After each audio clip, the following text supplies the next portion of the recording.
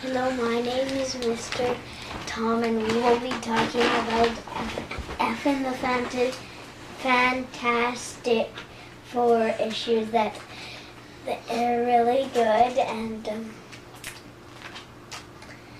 with it didn't quite continue at the very start of it, but then since in the last one of they get teleported into the negative zone, and just with this one they go to the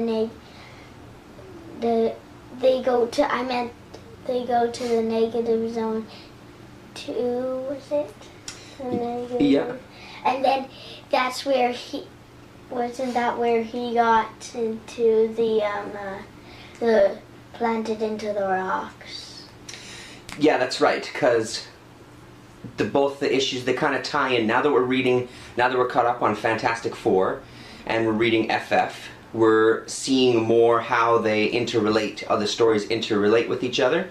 So in this one and the previous one, they find, what's his name, Blastar? Is that his name? Yeah, I think so, Blastar. Let's just have a check. I'm pretty sure as well, but let's just double check. Yeah, Blastar. So they find him embedded in these rocks at the beginning of the creation of the universe, where he's going to be destroyed. But the Fantastic Four sort of saves him because they don't know. They bring him to the end of time, where he's going to be destroyed. And then in FF, so this one is number 7. Let's see if I get this right, and that's number 7. I think they, basically in number 7, the FF transport Blastar to the point where the Fantastic Four in issue 6 first find him. So we're seeing that they interrelate. Mm-hmm. Does that sort of make sense? Yeah. Yeah. But we didn't quite read them in order. I guess the FF goes before the Fantastic Four for this. I think that's how it goes, yeah, because you read FF number 7, then you read Fantastic Four number 8, then FF number 8. So it's Fantastic Four first, I think is how it goes. I think is maybe how you should be reading. I don't know if it ultimately matters too much.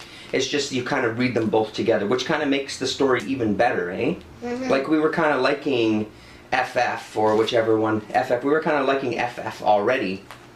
But now that we've read Fantastic Four, they're both kind of really good. Yeah, the FF kind of started out bad because it was just really talking, but now it seems like it's getting better and better and better. So the first ones, they were a bit slow for you, weren't they? Because there was lots of talking. Yeah, I kind of liked the first ones. I kind of liked them.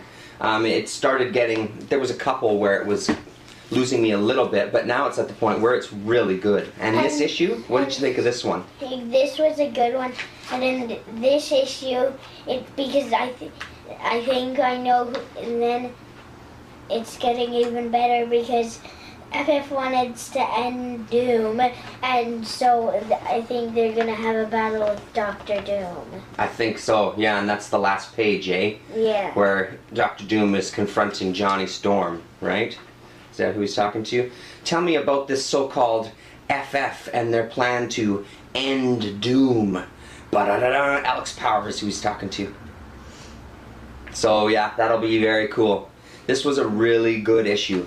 Yeah. And then, what did we find out? Because we also decided to try out, let's not spoil the surprise yet, but let's talk a little bit about, so we decided that we would try out old Fantastic Four. Yeah. So we got number 98, and we got number 109. So we'll talk a little bit first about, it's something that I always wanted to try, older Fantastic Four, because I was curious in it. The one you're looking at now is drawn by Kirby, Jack Kirby, and we just read it last night. So that was this one where they go Doomsday on the moon, and they tie it into the first moon landing. The story ties into the first moon landing, and the Kree? Yeah. The Kree Empire was going to sabotage it somehow, and the Fantastic Four saved the day, of course, so the moon landing goes off without a hitch. And it's amazing. I really am liking older Fantastic Four. So I'm going to be looking for some for us. What did you think about just this first issue, first of all, that we read last night? This Doomsday on the Moon. It was kind of talky. It was kind of talky, yeah. That's it. What did you think about the drawings?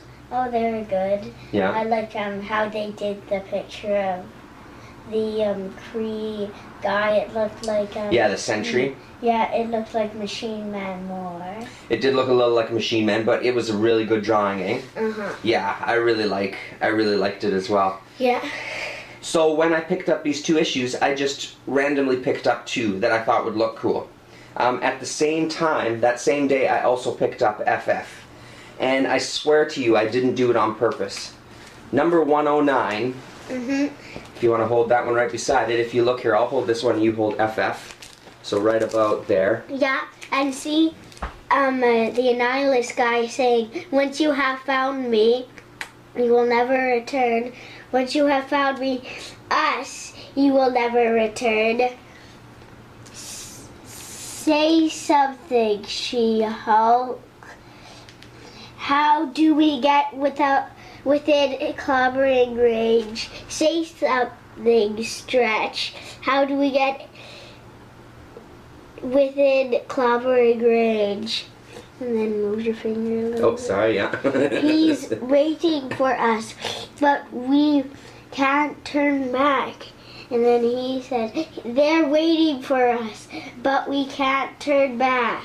So without knowing it, we read FF and then we read this one. This was last week, I guess, sometime. Yeah. And as soon as we finished this one, I started looking at the cover again. I'm like, wow, that's such a great cover. I'm like, why does that look so familiar? And then, because I'm a little slow, I then looked at FF, and found out that FF was an homage to issue number 109. And it even says, Allred signed it, Allred loves Buscema, because it's Sal Buscema who does the cover here and does the art here. So that was a very, very cool thing. And then what did we think of this issue? Oh, I really liked it. With Annihilus? Yeah, I really liked it as well. Was this your favorite of the 2? Yeah. Yeah, I think so too. It was a great book. So I think here, you can come sit back again. I think that the 2 of us are kind of impressed with Fantastic Four, and we'll probably read some more of it, eh? And do you think everybody else should be reading it? Yeah. Give it a try, you think? Especially some of the earlier issues. I think that's where we're going to focus on for the first while. I found a couple of places in town. I just kind of went and just looked to see what the stock was around town. There's quite a few around this, the early hundreds and stuff. So probably later this week I'm going to look through some of my boxes because I'm pretty sure I have some stuff I can trade in. So I'm going to start pulling some titles and then see maybe I can trade in for some old Fantastic Four for us, because I love the art. And it's funny, we went right from this one last night. So we read the Kirby one, and then we read issue of, what was it called? Battle of the Champions? Yeah. Is it a 3 or 4 issue miniseries? I think it's a 3. I think it's a 3 as well. So it basically incorporates all of the Marvel Universe in this kind of game between these 2 beings. So we found that miniseries quite a while ago, and we're just starting to read it. We read the first issue, and it was amazing how much difference there was in just even the page layout. Like, the spaces around, like on the edges of the pages, were huge. There was so much space that wasn't being utilized. The gutters in between were fine, but it was just the edges around them. It's like they shrunk it much smaller than the actual page. Whereas this one, it really fills up the page. It makes it easier to read. It reads, this older stuff reads a lot nicer than this specific other comic. It was interested in doing them back to back like that, just to see the differences between the 2 kind of eras. It was really hard to read that Champions one for me. To him, it was tough. I mean, some of the word balloons were small. Obviously, with the printing process and with time, some of the words had faded, or when they printed it, some of the words bled. So yeah, we're gonna definitely pick up more of these. So that's our little talk about FF and Fantastic Four. I know that a couple of people have, I know that Comic Guy Rules has just recently dropped Fantastic Four, but I could totally understand why if it's not your thing. I think again we're in the lucky situation that myself and obviously Mr. Tom here, we don't have any experience with old Fantastic Four besides this, so all of this is still really new to us, you know. It's the same thing like I've said before about me reading Captain America and stuff. It's all new to me, so it's cool to kind of be discovering it together between the two of us and reading these great books. So anything else you want to talk about there, Mr. Tom? Nope. No? No, I can't really think of anything else. Okay. Well, thank you very much, everybody.